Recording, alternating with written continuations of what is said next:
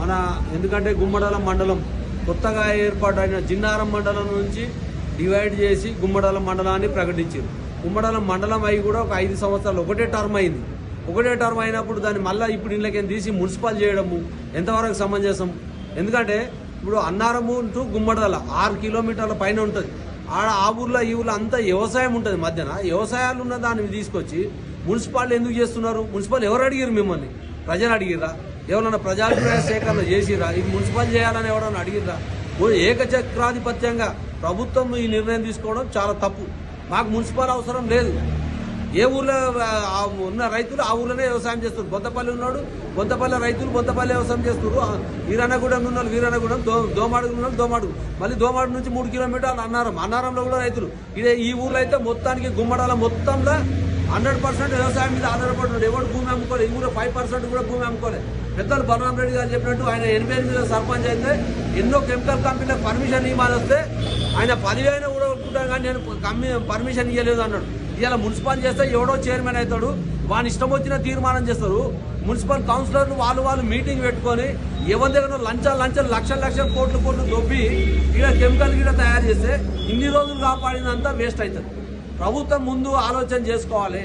ఖచ్చితంగా ఈ మున్సిపల్ నిర్ణయాన్ని వ్యతిరేకిస్తున్నాం. మేము గుమ్మడిదల రైతు సంఘం తరఫున, గుమ్మడిదల రైతు సంఘం 34 ఏళ్ల నుంచి జిల్లాలో ఒక పేరెన్నికైన సంఘం. కనీసము రైతుల అభిప్రాయం తెలుసుకోకుండా ఇదేం ప్రెసిడెంట్ రూలా? ఏదో చైనానా, లేకపోతే పాకిస్తానా, ఆఫ్ఘనిస్తానా, బంగ్లాదేశ్? ఇది ఇండియా కాదా? ప్రజాప్రభుత్వం అన్నప్పుడు ప్రజాభిప్రాయాన్ని తీసుకొని చేయాలి.